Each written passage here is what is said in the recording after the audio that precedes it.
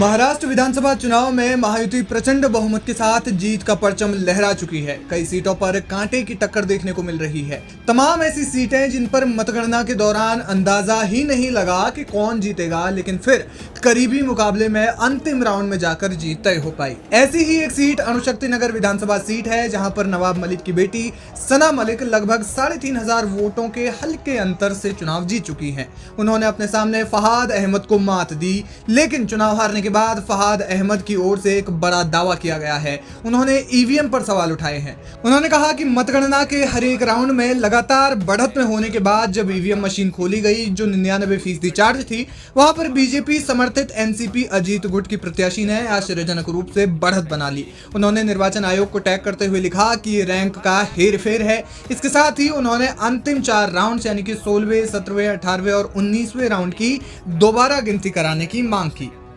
जैसा कि आप इलेक्शन कमीशन की वेबसाइट पे देख रहे थे, मैं लगातार जो है आगे चल रहा था। हत्ता कि 17वें राउंड तक जो है मैं आगे चल रहा था और कुल राउंड जो थे वो 19 थे। और फिर एक मिस्ट्री चालू होती है कि जो ईवीएम सुबह वोटिंग के दिन सुबह 7 बजे से लेके शाम को 6 बजे तक चली थी, उनकी 99% बैटरी निकलती है। और वो 99% बैटरी जहाँ जहाँ निकलती है उसमें मेरी जो सामने वाली उम्मीदवार हैं सना मलिक जी, जो सुबह से यहाँ नहीं आई थी, शायद उनको अंदाज़ा था। हम लोग यहाँ 5:30 बजे आ गए थे, लेकिन वो अब तक यहाँ नहीं आई थी, शायद उनको अंदाज़ा था। लेकिन जिस तरह की शायद महाराष्ट्र के अंदर जिस तरह की भी चीज़ें चल रही थी, उस घटना के बाद जो रुख महाराष्ट्र की राजनीति में हो रहा था, 99% की जो ईवीएम निकल रही थी उसमें मेरे से उनको डबल वोट मिल रहा था।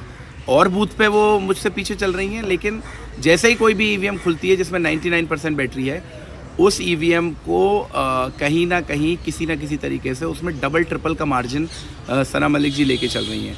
ये बहुत ही चिंता का विषय है। मैं इलेक्शन कमीशन को अभी लिख रहा हूँ रिकाउंटिंग के लिए, और मुझे पूरी उम्मीद है कि ये जो 99% बैटरी का जो मिथ है उसको लेकर कोई ना कोई जो है कारण और कोई ना कोई जो है जांच बैठाई जाएगी, और उस जांच से पहले किसी भी तरह के रिजल्ट की घोषणा नहीं होगी।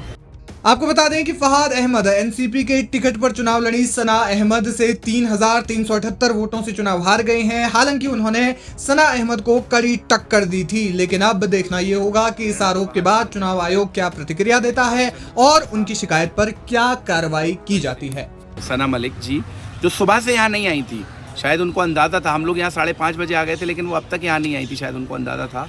लेकिन जिस तरह की शायद महाराष्ट्र के अंदर जिस तरह की भी चीज़ें चल रही थी, उस घटना के बाद जो रुख महाराष्ट्र की राजनीति में हो रहा था, 99% की जो ईवीएम निकल रही थी उसमें मेरे से उनको डबल वोट मिल रहा था।